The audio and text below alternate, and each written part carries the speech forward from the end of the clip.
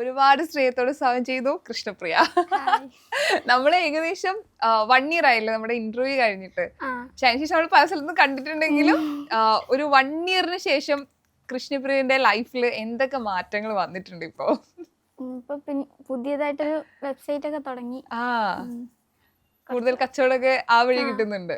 Website ചെറുതായിട്ട് തുടങ്ങിയിട്ടുള്ളു, എന്നാലും നമ്മൾ വെഡിങ് ഗൗൺ തന്നെ നോക്കണം അത്യാവശ്യം ഇതായിട്ട് തന്നെ. ഓക്കെ. ആൻഡ് വീട് പണി അപ്ഡേറ്റ്, കഴിഞ്ഞ തവണ വീട് പണി ഭയങ്കര ആഗ്രഹമായിരുന്നു. ആൻഡ് അതിന്റെ അപ്ഡേഷൻ എന്തൊക്കെയാ? ഇപ്പൊ ടൈലിട്ട് കഴിഞ്ഞ് ഇനി പെയിന്റിങ് അങ്ങനെ കുറച്ചും കൂടി ഉണ്ട്, ഒരു പണിയും കൂടെ ഉള്ളു ഇനി. അത് കഴിഞ്ഞ് നമ്മള് കൃഷ്ണപ്രിയയുടെ വീട് കാണും. ഞാനിപ്പോ വിചാരിക്കായിരുന്നു, ഈ എല്ലാവരും പൊതുവെ ആൾക്കാർ വിചാരിക്കുന്നത് ഈ ബ്രൈഡൽ ഗൗൺസ് ആണ് കൂടുതൽ കൃഷ്ണപ്രിയ ചെയ്യുന്നത്.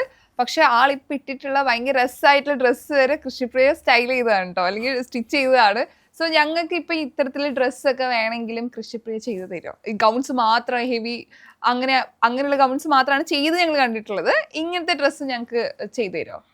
ഇതുപോലത്തത് ഞാൻ എല്ലാവർക്കും കൊടുക്കാറില്ല, നമുക്ക് അത്യാവശ്യം അറിയാവുന്നവരൊക്കെ ചോദിക്കല്ലോ അപ്പൊ കൊടുക്കും. അല്ലാതെ ഉള്ളത് വെഡിങ് ഗൗൺ തന്നെയാണ് കൂടുതലും ചെയ്യണം.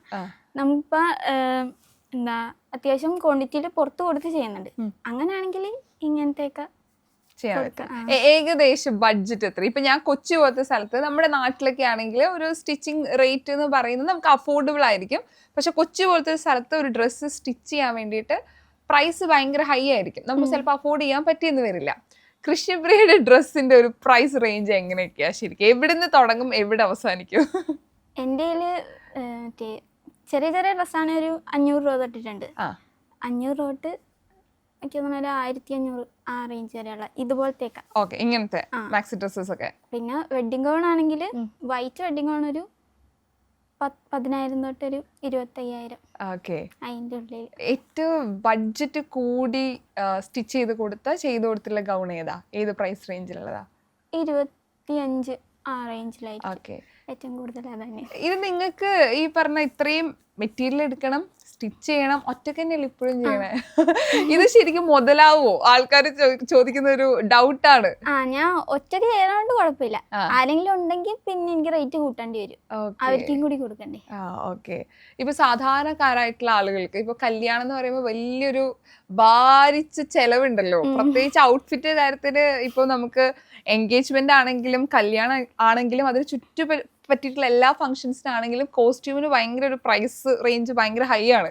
അപ്പം ഈ അഫോർഡബിൾ പ്രൈസിന് സാധാരണക്കാരായിട്ടുള്ള ആളുകൾ വന്നിട്ട് ചേച്ചി ഞങ്ങൾക്ക് ഇങ്ങനെ ചെറിയ പൈസക്ക് സ്റ്റിച്ച് ചെയ്ത് തരുമോ, എന്നാൽ എനിക്ക് ഗൗൺ ഇടുന്ന ആഗ്രഹം ഉണ്ട് എന്നൊക്കെ പറയുകയാണെങ്കിൽ അങ്ങനെ വന്നിട്ടുണ്ടോ ആളുകള്? വന്നിട്ടുണ്ട്. അവർക്കൊക്കെ എങ്ങനെയാ? എനിക്ക് ഒരു വട്ടം ചേച്ചി വന്നിട്ടുണ്ടായിരുന്നു, ഒരു ഗൗണിന്റെ ഫോട്ടോ കാണിച്ചു തന്നു. ഞാൻ അതിന് എത്ര 12,000 രൂപ പറഞ്ഞപ്പോൾ തന്നെ എനിക്കിത് വേണം, ഞാനിത് റെന്റിന് ചോദിച്ചപ്പോൾ അവർ മുന്നോട്ട് 12,000 രൂപ പറഞ്ഞെന്ന് പറഞ്ഞു. അപ്പം പിന്നെ അങ്ങനെ ചെയ്ത് കൊടുത്തിട്ടുണ്ട്. പിന്നെ എന്താ ഭയങ്കരമായിട്ട് ആഗ്രഹമുണ്ട് ഗൗൺ ഇടാൻ, പക്ഷെ റേറ്റ് കൂടുതലായത് കൊണ്ടിട്ട് സാരി എടുക്കണം ആ മൈൻഡിലുള്ളവരും വന്നിട്ടുണ്ട്. അവർക്കൊക്കെ ഞാൻ ഒരു 8,000 രൂപക്കൊക്കെ ചെയ്ത് കൊടുത്തിട്ടുണ്ട് ഗൗണ്. വൈറ്റ് ഗൗൺ അല്ല, എനിക്ക് തോന്നുന്നത് ഡാർക്ക് ബ്ലൂ ഗൗൺ അങ്ങനെ എന്തോ. ഞാൻ ചോദിച്ചോട്ടെ, ഇപ്പോഴും ഒറ്റക്കല്ലേ ഇത് ചെയ്യണേ? അപ്പൊ എത്ര വർഷം ഏകദേശം ഈ ഫീൽഡിൽ വന്നിട്ട് ഇപ്പം കൃഷ്ണപ്രിയ? വെഡിങ് ഗൗൺ ചെയ്യാൻ തുടങ്ങിയിട്ട് 3 വർഷമായി. നമുക്ക് വേണമെങ്കിൽ ഇപ്പൊ ഇത്രയും പോപ്പുലാരിറ്റി വന്നു, അല്ലെങ്കിൽ നമുക്ക് ഇത്രയും കസ്റ്റമേഴ്സ് കൂടി, നമുക്ക് വേണമെങ്കിൽ ഹെൽപ്പിന് ആളെ വെക്കാം. എന്തുകൊണ്ട് ഒറ്റക്ക് കൃഷ്ണപ്രിയ ഇത് ചെയ്യാം? ആൾക്കാരൊന്നും ഇപ്പൊ സഹായത്തിന് കൂട്ടത്തില്ല തീരുമാനിച്ച എന്തുകൊണ്ടാ? അത് ഇപ്പൊ റേറ്റ് അത്യാവശ്യം കുറച്ച് കൊടുക്കാൻ പറ്റുന്നതല്ല, ആരെങ്കിലും നിർത്തിയാൽ എനിക്കത് കൂട്ടേണ്ടി വരും. പിന്നെന്ന് പറഞ്ഞാല് ഇപ്പൊ ഒരാളെ വെച്ചെന്നാൽ അവർക്കും കൂടി കൊടുക്കാനുള്ള ഒരു ഇതില്ല. ഞാൻ വീട് പണി കഴിഞ്ഞ് ഇപ്പൊ ഞാൻ നിക്കുന്ന വീടില്ലേ, അതൊന്നും കൂടി ഒന്ന് സെറ്റാക്കി അത് എനിക്ക് സ്റ്റിച്ചിങ്ങിന് മാത്രമായിട്ട് എടുത്തു കഴിഞ്ഞിട്ട് 2-3 പേര് നിർത്തണം എന്നുണ്ട്. അപ്പോഴേ ആരെങ്കിലും ഒക്കെ നിർത്തുള്ളൂ. ഇപ്പൊ പൊതുവെ നമ്മൾ വിചാരിക്കുക ഈ വീഡിയോസ് കാണുന്ന സമയത്ത് എല്ലാവരും വിചാരിച്ചത് കൃഷ്ണപ്രിയന്റെ പുറകിൽ ഒരു വലിയ ടീമുണ്ട്. സോ ഒരു മാർക്കറ്റിംഗ്, അതാണല്ലോ പരസ്യത്തിന്റെ ഭാഗമായിട്ട് കൃഷ്ണപ്രിയ മുന്നിൽ വരുന്നു, കൃഷ്ണപ്രിയ ഒറ്റക്ക് വീഡിയോ ചെയ്യുന്നു, ഇത് ആരാണെന്നൊരു ക്യൂരിയോസിറ്റി, ആളുകൾ വന്ന് പർച്ചേസ് ചെയ്യുന്നു. ഞങ്ങൾ വിചാരിച്ച വലിയൊരു ടീം പുറകിലുണ്ടെന്നാ. പക്ഷെ അന്നും ഇന്നും ഒറ്റക്ക കാര്യങ്ങളും ചെയ്യണേ. അതിപ്പം ഈ പറഞ്ഞ ഒരാളുണ്ടെങ്കിൽ നമുക്ക് കൂടുതൽ പൈസ കൊടുക്കേണ്ടി വരും, ഒറ്റക്ക് ചെയ്യാം. നമുക്ക് ഇപ്പം പൈസയുടെ വാല്യൂ അറിയുന്നതുകൊണ്ട് ഒറ്റക്ക് ചെയ്യാം എന്നൊരു തീരുമാനത്തിലാണല്ലോ ഇപ്പൊ കൃഷ്ണപ്രിയ ഉള്ളത്. പക്ഷെ അത് ഭയങ്കര ഹാർഡ് വർക്കിംഗ് അല്ലേ? അല്ലെങ്കിൽ നമുക്ക് ഉറക്കുണ്ടാവില്ല. കറക്റ്റ് ടൈമിന് ഇപ്പൊ ഒരു ദിവസം 3 ഗൗണൊക്കെ വരികയാണെങ്കിൽ എന്ത് ചെയ്യും? ഞാൻ 2 മണി വരെയൊക്കെ ഇരിക്കും രാത്രി, എന്നിട്ട് തയ്ച്ചിട്ട് പിറ്റേ ദിവസം ഒരു 8 മണിക്കൊക്കെ എണീറ്റ് പിന്നെയും തയ്ക്കാൻ തുടങ്ങും. ഒരു ദിവസം എനിക്ക് തോന്നുന്നു 2-3 ഗൗൺ വരെയൊക്കെ ഒറ്റയടിക്കൊക്കെ ചെയ്യും. ഇപ്പോൾ ഫാസ്റ്റ് കൂടി ഒറ്റയ്ക്ക് ചെയ്ത് നല്ലോണം ഫാസ്റ്റായി എല്ലാ ഡ്രസ്സും ഇങ്ങനെ ചെയ്യാൻ വേണ്ടിയിട്ട്. ഇപ്പോൾ കരണ്ടൊക്കെ എൻ്റെ അവിടെ എപ്പോഴും കരണ്ട് പോകും. എന്നാലും പിന്നെ ടെൻഷൻ അടിക്കണം, കരണ്ട് വന്നാൽ ഉടനെ തന്നെ ചെയ്ത് നമുക്ക് അയക്കാല്ല എന്നുള്ളൊരു ഇതുണ്ട്. ഇപ്പോൾ ഹാർഡ് വർക്കിംഗ്. എത്ര വയസ്സായി ഇപ്പൊ? 22 ആവുമ്പോൾ. 22 വയസ്സിൽ ആളിപ്പോ ഒരു ബിസിനസ് വുമണായി. ഇപ്പം ഞങ്ങളിപ്പം ആലോചിച്ച് തുടങ്ങുക, ഇപ്പം ഒരു ബിസിനസ് തുടങ്ങണം, എങ്ങനെ തുടങ്ങും, എങ്ങനെ അത് മാർക്കറ്റ് ചെയ്യും എന്നൊരു കൺഫ്യൂഷനിലേക്ക് ഇരിക്കുക. പക്ഷെ കൃഷ്ണപ്രിയ ഒരു വീഡിയോ ഇട്ട് തുടങ്ങിയത് അതിന് മുൻപേ ചെറുതായിട്ട് വീഡിയോസ് ഇട്ട് തുടങ്ങുന്നില്ലേ? അപ്പൊ എനിക്കൊന്ന് 18-19 ആ പ്രായത്തിലല്ലേ? 18ാമത്തെ ബർത്ത്ഡേയുടെ അന്നോട്ട് വീഡിയോ ഇടാൻ തുടങ്ങി. ആ ബർത്ത്ഡേക്ക് എന്തെങ്കിലും പ്രത്യേകത ഉണ്ടോ അന്നോട്ട്? അതിന് മുമ്പേ എനിക്ക് ബോൾ ഗൗൺ വേണമെന്ന് ആഗ്രഹം ഉണ്ടായിരുന്നല്ലോ. അപ്പൊ 18ാമത്തെ വയസ്സിലെ ബർത്ത്ഡേക്കാണ് ഞാൻ അരിയാന ഗ്രാൻഡിന്റെ ഡ്രസ്സ് ചെയ്തത്. അപ്പൊ അത് വീഡിയോ ഇട്ട് തുടങ്ങിയത്. അത് ഞാൻ ഓർത്ത് ഭയങ്കര വൈറലാകും എന്നുവെച്ചാല് മറ്റേ മിഷനില്ലേ ഇങ്ങനെ ചവിട്ടണ മിഷൻ, അതിൽ ചെയ്തുകൊണ്ടിട്ട് യൂട്യൂബിലായിട്ട് അപ്പൊ അത് വൈറലാന്നൊക്കെ ഓർത്ത്. പക്ഷെ അതായില്ല. അത് കഴിഞ്ഞ് പിന്നെയും കുറെ വീഡിയോ ഇട്ടിട്ടാ പിന്നെ അത്യാവശ്യം ഓൾറെഡി ഒരു ഐഡിയ ഉണ്ടായിരുന്നല്ലേ? മീൻസ് ഞാനിങ്ങനെ വീഡിയോ ചെയ്ത അത് വൈറലാവും, ഈ വഴി നമുക്ക് കയറി പിടിക്കാം. അതാരാ മീൻസ് ആരെങ്കിലും പറഞ്ഞതാണോ, കൃഷ്ണപ്രിയക്ക് സ്വയം തോന്നിയതാണോ? എങ്ങനെയാ ഇതിന്റെ ഒരു ട്രാക്ക് എങ്ങനെയായിരുന്നു? ഞാനും അവരും കൂടിയിട്ടാ ആരിഫും കൂടിയാ നോക്കിയിട്ടുണ്ടായിരുന്നു. ഞങ്ങൾ ഫസ്റ്റ് ഡ്രോയിങ് ചെയ്തിട്ടാ തുടങ്ങിയത്. പക്ഷെ ഡ്രോയിങ് ചെയ്യുമ്പോൾ പടം മാത്രമല്ലേ കാണുള്ളൂ, എന്നെ കാണുന്നില്ലല്ലോ. എനിക്ക് എന്നെ കൂടി ആൾക്കാർ കാണണമെന്നുണ്ടായിരുന്നു. അപ്പൊ പിന്നെ ഞാൻ ഇങ്ങനെ സ്റ്റിച്ചിങ് കൂടി ചെയ്യാൻ വേണ്ടിയിട്ട് അങ്ങനത്തെ വീഡിയോസ് ഇടാൻ തുടങ്ങി. ഞങ്ങൾ ആദ്യം വീട്ടിൽ തന്നെ ഇരുന്ന് ചെയ്തു. പക്ഷെ റൂമിൽ ചെയ്യുമ്പോഴത്തേനും എൻ്റെ 7000 രൂപയുടെ ഫോൺ ഉണ്ടായിരുന്നില്ല. അപ്പം അതിൽ ഭയങ്കര കരികരിപ്പായതുകൊണ്ട് ക്ലാരിറ്റി ഇല്ലാത്തതുകൊണ്ട് കയറില്ല എന്ന് ഓർത്തിട്ട് ഇവനും ഞാനും കൂടിയിട്ട് ക്യാമറ എടുത്ത് പുറത്തൊക്കെ പോയി വീഡിയോ എടുക്കാൻ തുടങ്ങി. കുറേ വീഡിയോസ് ഇട്ടിട്ടുണ്ട് അങ്ങനെ. അതിട്ട് പിന്നെ ഞാൻ ഫാഷൻ ഷോയ്ക്ക് പോയി അങ്ങനെ വീഡിയോ ഇട്ട്.